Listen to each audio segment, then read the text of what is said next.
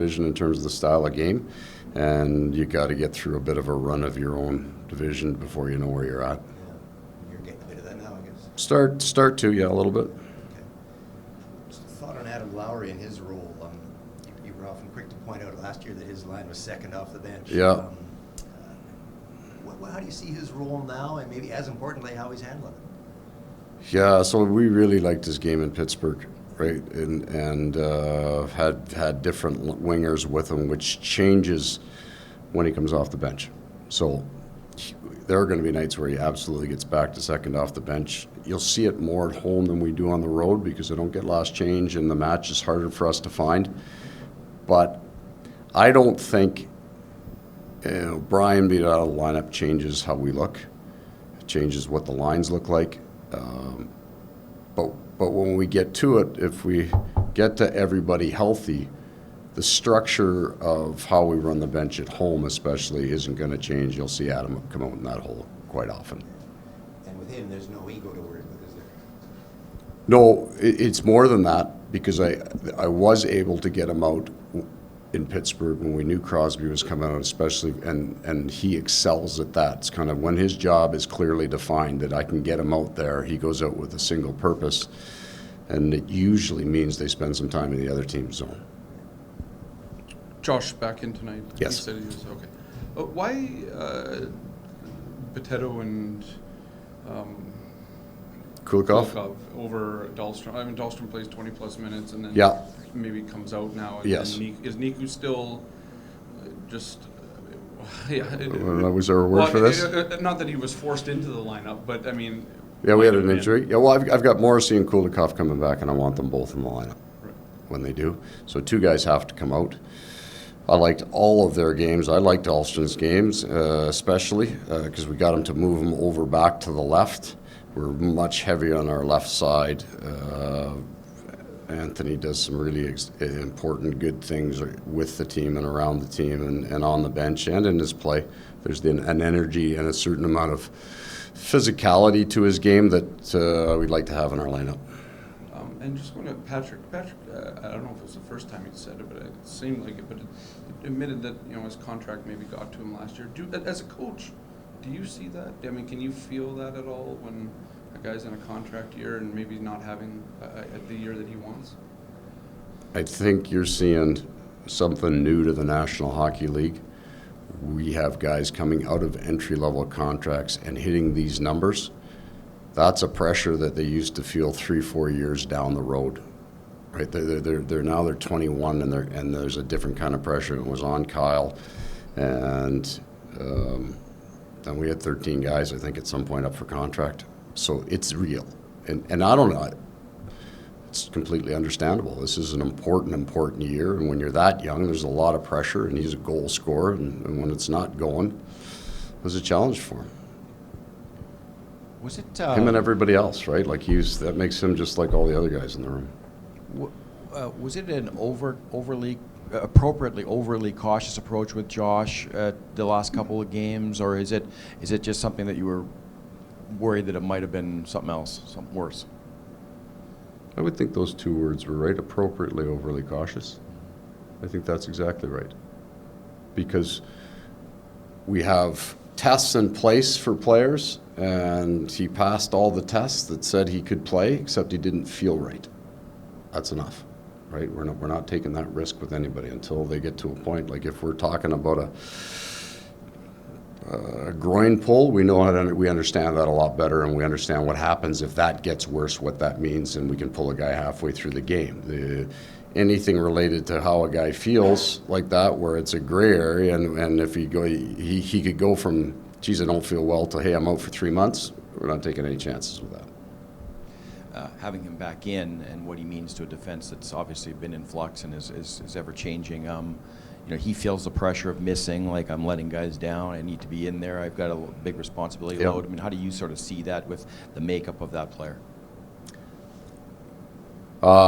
He gets to be the player he is because he's built mentally the way he is. He wants to be a part of it, wants to help out. So relating that, I don't know if we are relating that back to the first question. We would have just an awful lot of conversations in this process so that those two lines don't get confused. that no matter how bad you think, and that it's specifically that I don't need you tonight, I need you for 3 months. So let's not make sure that tonight takes us out of that. And then that's an extreme example, but it's a potential extreme example. Those things could happen, so we were careful with it. With such a different defense group this year, talented but less experienced than last year's, what, if anything, have you said to your group of forwards about how to play and how to relate to their defensemen in the game? Other than Dustin Bufflin's absence, this didn't sneak up on us. We saw it happening over the course of the summer that we were going to look differently on our back end. The things that we didn't like about our game last year, or a better way, the things that we thought we can improve, were in our training camp, and they were all solely related to this. But the biggest change isn't we worked on certain things in camp because of our back end. It's that all of this young forward group that they have are just slowly starting to understand. They're becoming older players. They're winning more battles on the wall. They understand the importance of playing in their own end. Like, these kids come in up front and they haven't come here because they could defend. You don't get drafted in the first round because you're a real good penalty killer, right?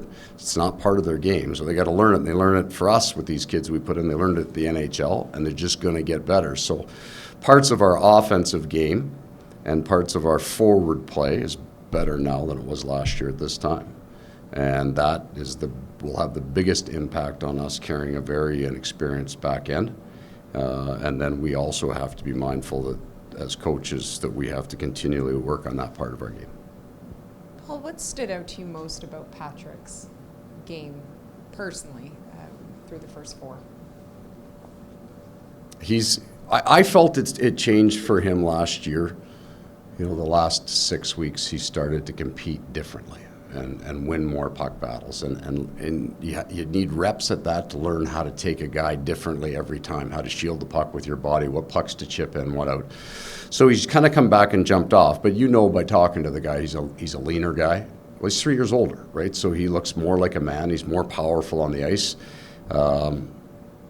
For all of that to work, though, there has to be an awareness and acceptance. This is an important part of the game. No different than Nick Ehlers, Kyle Connor, Mark Scheifele 5 years ago.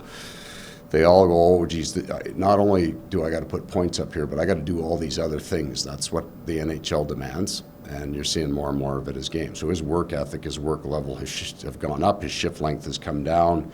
He's made better decisions on when just to release pucks. It's going to take him a while to learn what Mark and Blake need, especially through the neutral zone. There are times they just need it to go forward because they've built speed, and then they can make some of those plays that they made inside. And he's going to get the puck off his stick on the slot enough times to score enough goals.